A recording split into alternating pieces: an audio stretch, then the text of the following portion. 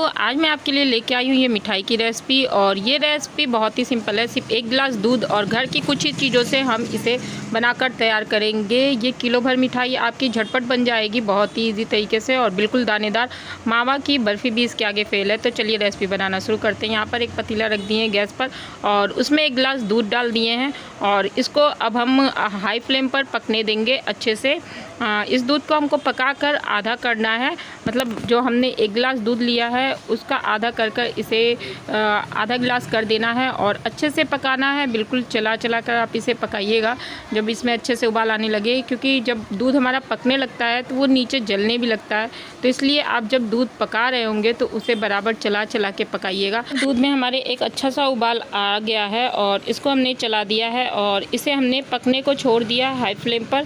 तो इसे पकते रहने दीजिए आप जब तक कि ये आधा ना हो जाए। तो इस तरह से हम बराबर देखिए चलाकर साइड की सारी मलाइयों को भी निकाल लेते हैं।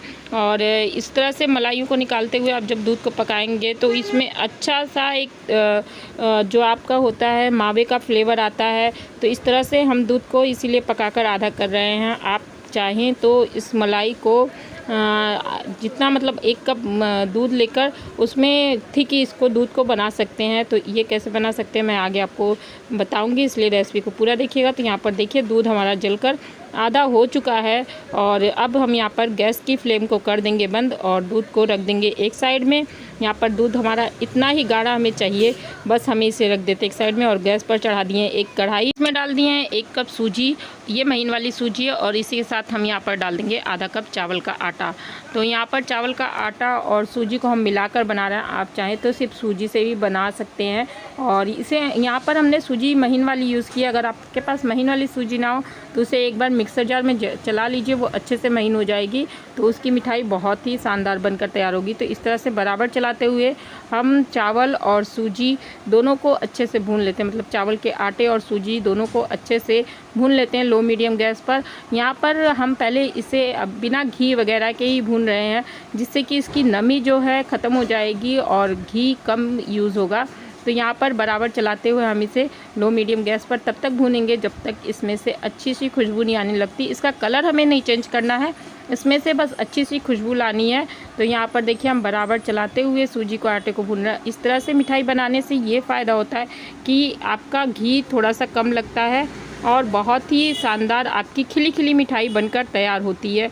और सूजी तो हमारे हेल्थ के लिए बहुत ही अच्छा है, तो हम सारी हेल्दी चीज़ें ही यूज़ कर रहे हैं इस मिठाई में। पर हमारी सूजी और चावल का आटा अच्छे से भून चुका था, इसमें से अच्छी सी खुशबू आने लगी थी। तभी यहाँ पर 1/3 कप से हम कम ही यहाँ पर घी लिए हैं और उसमें से भी हम थोड़ा थोड़ा घी कर डाल रहे हैं।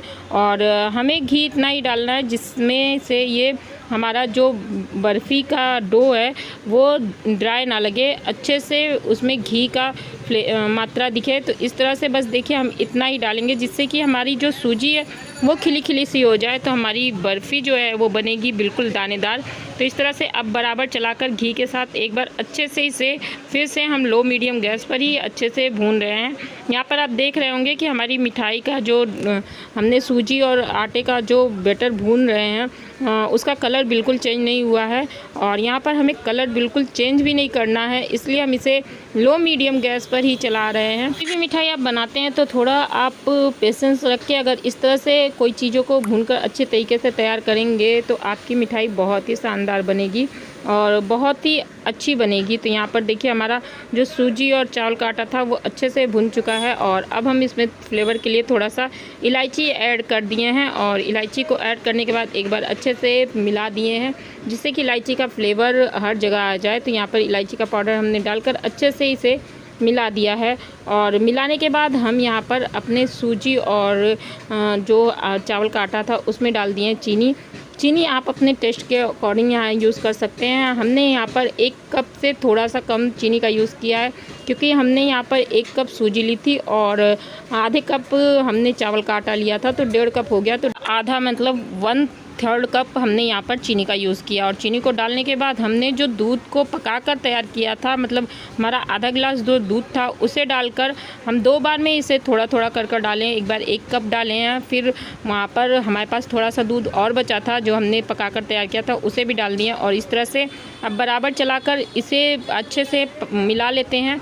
और बहुत ही जल्दी हमारी मिठाई जो है थिक होने लगेगी। तो यहाँ पर आप ये कर सकते हैं कि गैस की फ्लेम को बंद कर दीजिए, तब यहाँ पर सूजी में डालकर अच्छे से मिला लीजिए, या फिर गैस की फ्लेम को एकदम लो कर दीजिए, जिससे कि सूजी बहुत ही जल्दी थिक नहीं होगी और सारे बैटर में आप अच्छे से अपने पके हुए दूध को मिला सकते हैं। तो दूध जो हमने पकाकर इस तरह से गाढ़ा किया था, उससे इसमें मावे का अच्छा सा स्वाद आएगा। बिल्कुल ये पता नहीं चलेगी कि आपने सूजी और चावल के आटे से बनाई है, इसमें मावे का अच्छा सा टेस्ट आएगा।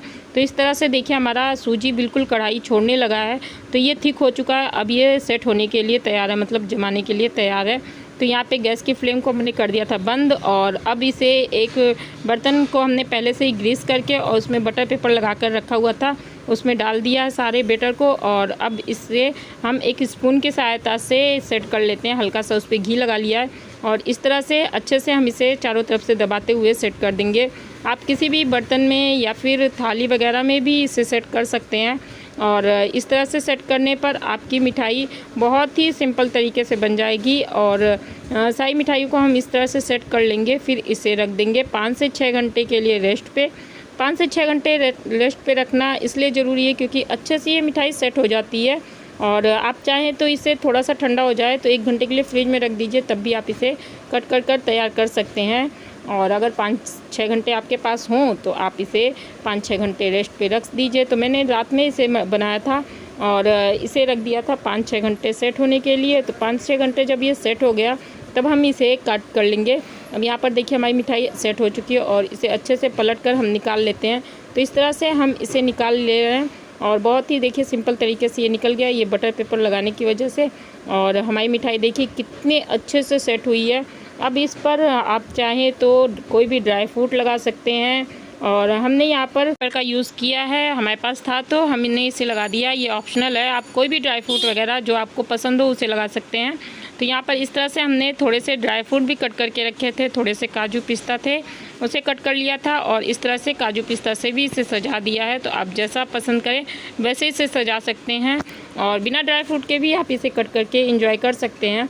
तो इस तरह से हमने ड्राई फ्रूट से जब इसे सजा दिया तो हल्का सा हाथों से ही इसे प्रेस कर देंगे, जिससे कि ड्राई फ्रूट हमारे इधर उधर निकले नहीं। और इस तरह से सेट करने के बाद हम इसे अब कर लेते हैं कट करने के लिए आप अपनी इच्छा अनुसार इसे कट कर सकते हैं। हमने इसे थोड़े से छोटे पीस में कट किया है, पतले और छोटे पीस में कट किया है।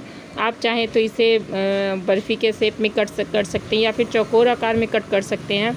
तो हमने यहाँ पर थोड़ा सा पतला ही कट किया इसे। पर कटने के बाद हम आपको दिखाते हैं कि कितनी सॉफ्ट हमारी और कितनी लाजवाब हमारी ये बर्फ़ी तैयार हुई है। बिल्कुल ये मतलब दानेदार बर्फ़ी है, और बहुत ही सिंपल तरीके से बस 1 गिलास दूध और घर की कुछ ही चीज़ों से हमने इसे बनाकर तैयार कर दिया है। तो यहाँ पर देखिए हमारी बर्फ़ी देखने में कितनी अच्छी और कितना अच्छा इसका लुक आ रहा है।